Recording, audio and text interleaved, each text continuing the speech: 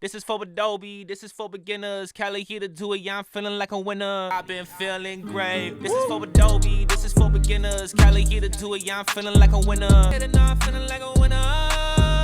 Feeling like a winner. Oh, yeah.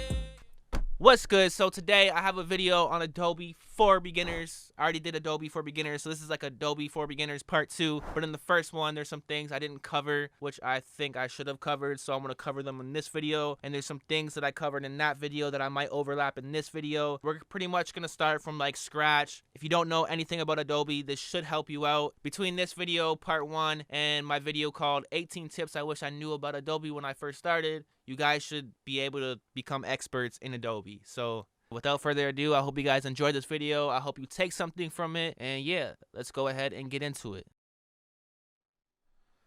We want to start a brand new session. We're going to go to File, New, Multi-Track Session, and we're going to name our session. You guys can name your session name, whatever you're going to name the song. Find a place on your computer that you want to locate your song. Then your sample rate, I usually keep my sample rate at 44/100, bit depth 24-bit, master, stereo.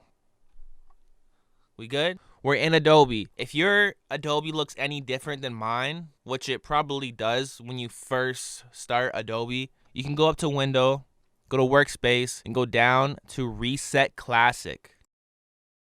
Just a little interruption, little interjection, I don't know, whatever you call it. So say you lose your mixer, like one of these panels, your effect rack, your file tab, you can hit reset to classic. It'll reset your workspace and you'll have everything back. Sometimes these panels will go missing for some reason. But yeah, if you ever lose a panel, just go to reset to classic. Now in the corner over here, you're gonna see files, effect rack, favorites. Files is everything that you recorded. If I want to record like a vocal, you're going to notice when I record that vocal, it's going to go over in files. What's up? My file recording. Now you guys can see track 1_001. So everything you record is going to be in your file section. Effect racks. This is how you add your effects to your vocals. So if I hit Control-Z to undo that and bring that vocal back, and I want to add effects to that vocal, this is where we're going to add our effects. We add some compression. Boom. Then we want to add some, auto-tune. Say I was singing or something. Boom, auto-tune. And then you got your favorites, which is a bunch of simple effects, so de-esser, fade in, fade out. To be honest, I never go to favorites. I never really use favorites. Only time I've ever really used favorites is up here. I'll go to favorites up here. Now like click the vocal, go like that, go to favorites and add like a fade out. Then it fades your vocal out, something like that. That's the only time I've really added or touched favorites. So, you got your files, everything you record, your effects racks, where you're going to put your effects, your favorites, which we're not going to worry about. That's where we are so far. I'm going to try to take my time for you guys can understand. So now the first thing you're going to have to do to record is find your microphone and set your microphone up in Adobe. You'll see right here, it says default stereo input, default stereo input, default stereo. Now, that's where you select your mic. Before we select our mic, we gotta set up our mic, and then we can select our mic. So we're gonna set up our microphone. You wanna click default stereo input and go to audio hardware. Or you can go to edit, preferences, audio hardware. What I like to do though, which makes it super simple, is just go to default stereo, audio hardware, and this is where you select your microphone to start recording. So you want to go to device class, select your mic, and then your device. So as you guys can see, I'm using my Apollo interface to record with. If you're using a USB microphone, you might want to download ISO for all. This will make sure that your microphone's not like causing any delay and you're on beat. Sometimes when you use the USB microphones, they're a little delayed, and when you talk, it doesn't come out in real time. It comes out like a second later. So if you download ISO for all, it will stop that latency and everything will be in real time. But if you're using an XLR microphone and you have an interface, you should be able to just select your interface, ISO, and you'll be good. Your buffer size can be lower than 248. Like, it's fine if you have your buffer size at like 512 or 1024. And your sample rate, I would just leave at 44,100. And that's where you select your microphone. So, boom, boom, boom. Sorry, that's where you set up your microphone. Now we want to select our microphone. So now we're going to go back to default stereo input, go to mono, and select your microphone. So mine is plugged into mic 1 on my interface. So I'm going to select microphone 1. And we want to record in mono, not stereo. For one person recording vocals, rap, hip hop, rock, you want to record in mono. All right, so hopefully by now we have Adobe open. It's looking like mine. If it's not looking like mine, you can go to Window, Workspace, Reset Classic. We have set up our microphone, and we have selected our microphone. So, if we want to record, you're going to click the R, click it, go down to the record button down here, the little red dot, and click it. And now we are recording our vocals. What's up? Now, what do we want to do? We want to record a song? We're going to try to record a song.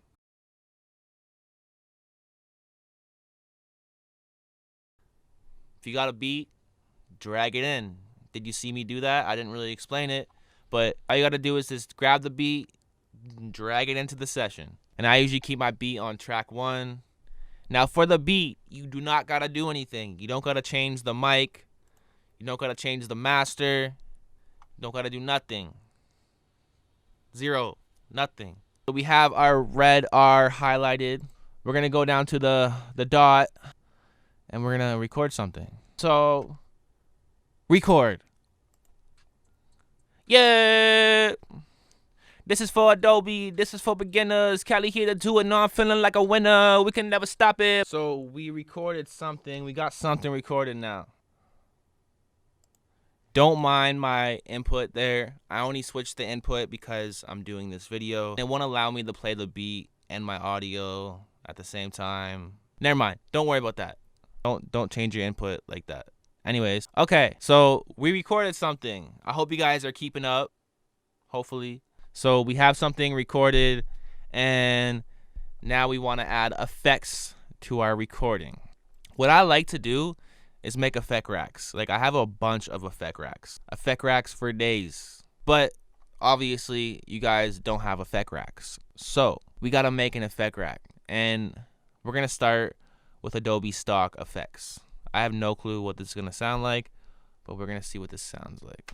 Way too much. This is for Adobe, this is for beginners. Kelly here to do it, no, I'm feeling like a winner. We can never stop it, bar so fat. Yo, so thinner, yo, it's not like my mind.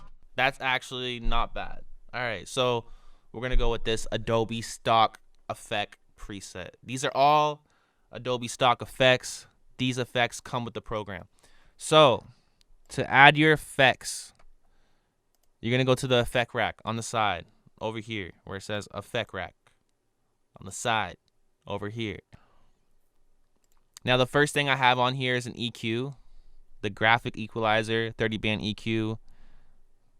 If you go to your filter and EQ, you will see 30 band equalizer. And here are my settings for my graphic equalizer. So I cut the lows off to about 80. You'll see 100's like halfway here, 8.3.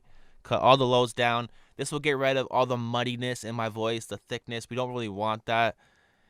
Then all the mids are about the same. And I brought my high end around 20K up to give you that crispy, bright, high end vocal. So step number 1, you want to put an EQ on your vocals. And then for anyone that's going to sing, if you want to sing or do some auto-tune type little baby raps, you want to add some auto-tune. And you're lucky if you're using Adobe because Adobe has some of the best auto-tune. There's some plugins that cost $400, and I still like Adobe's auto-tune better. So if you go to time and pitch, you will see automatic pitch correction. That's your auto-tune. So click that. If you keep it at 2 and 110, that's going to give you like a not too auto-tuney, but it sounds like you can sing. It's going to pitch correct your voice. Now, if you crank the sensitivity to 200 and your attack to 10, then you're going to notice it's going to give you that T-Pain, lots of auto-tune effect. I don't really like to do that too much. I usually keep mine at 2 and 110-ish just to give you a natural sound. If you want to crank it, feel free. I usually don't go between 2 and 10. It's either 2 or 10. For some reason in the middle, it doesn't work too well. And then we're going to want to compress our vocals, make them stand out a little bit. We're going to add a compressor. So if you go to dynamics processing, add your compressor. I like to use the classic Softney. It's really good. So arrow, amplitude, dynamics processing, presets, classic Softney. Beast compressor works great. Then our FFT filter. This is like a more precise equalizer. So if you go to filter and FFT filter, click that, you will see one that says rap vocals. Click rap vocals, and yeah, that's the FFT filter I am using. And then we have our limiter. This will make sure like your vocals are not, some are not louder than the others. They're all pretty even. This limits everything. So again, if you go to where is this? Where is my hard limiter? I forget. Yeah, if you go to amplitude and compression, hard limiter, light, boom. Then mastering. Now this is a pretty cool effect. This is like some saturation, like a distortion kind of, but we're not going to use it as distortion because we don't want to distort our vocals. But if you add a little bit, then it can give you this crispy effect to your vocals. It sounds really good. So mastering, that's what the effect's called. But we're not mastering the song, we're just mastering the vocal. Forget that. Forget the name of the effect. So if you go to special, go to mastering, you will see it. Now you will see an equalizer, reverb, exciter, widener, loudness maximizer, output gain.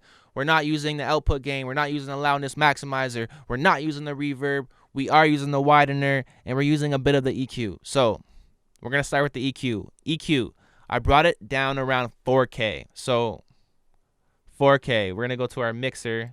Oh, by the way, you have a mixer up here. This is where all your other equalizers are, but we're not really going to worry about that right now. But 4K, if you go to equalizer, you will see like our graphs here.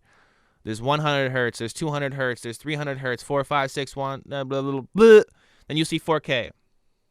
Now, your 4K is like the nasally brightness of your voice. So if you bring the 4Ks up, you will notice it's going to get a lot brighter. But if you bring it down, it's going to get rid of that like pitchiness, nasaliness in your voice. So the more you bring it up, the more pitchy it is. The more you bring it down, the less pitchy it is. Now, I have a very nasally voice. I'm not sure if you guys noticed, but it sounds like I'm talking through my nose. Anyways, I like to bring that down because my voice can sound a little annoying and harsh and weird. Now, it's not a lot. It's just a little bit. Forget the mixer. But I just brought the mixer up to show you guys where the 4Ks are. But yeah, around the 4K area, I brought that down just a tiny bit, just a tiny little bit. Anywhere between like 1K and 4K, if you're sounding a little pitchy, a little nasaliness, just bring those down, and it should get rid of it. Now, if this was a pop song, not a hip hop song or a rap song, if this was like a pop sing type song, a melodic song, I would do the opposite and bring that EQ up to give me like a brighter, modern pop style vocal. But since it's like a hip hop song and I'm not singing, doing bright melody, pitchy type vocals, I'm bringing it down. Next, we have something called an exciter. Now, our exciter is going to add this this crispiness to the vocals, and it sounds pretty good.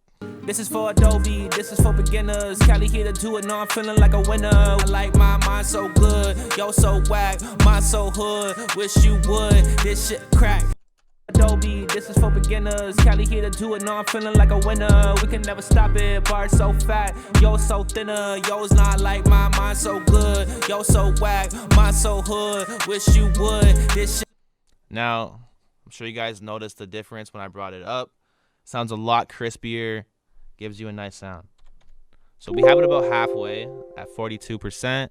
And then our widener, this is going to make your vocals sound a little bit thicker. So It's not so thin. And I have my widener at 37%. And then we have another one of those on the other one. We stack two of them on top of each other. And I'm about to show you why. So again, if you go to your arrow down to special, mastering, click mastering again.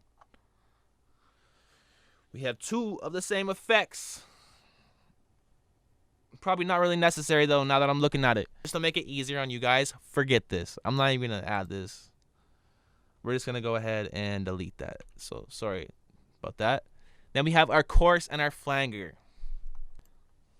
The chorus flanger we don't really need right now. That's more for choruses. It's gonna like pan your vocals to the left and the right. If you guys want to use that, go to your modulation, chorus flanger. See, Adobe has some really good stock effects, and that's why I like using Adobe. Then you have your reverb. I have two different reverbs on here. These are my settings for my first reverb. Feel free to copy them, check them out. I forget what preset I used, but I probably used thickener, but I changed the settings, so feel free to check those out.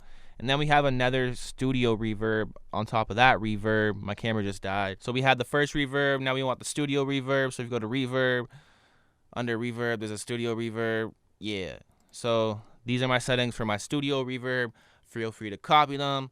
I'm pretty sure I changed all these settings, these presets. I don't know what preset I used, but feel free to copy my settings. It's a pretty good setting. Okay, so this is a rap type song. There's not too much reverb. Now say you're singing and you want more reverb. I would copy these settings, what you see on the screen.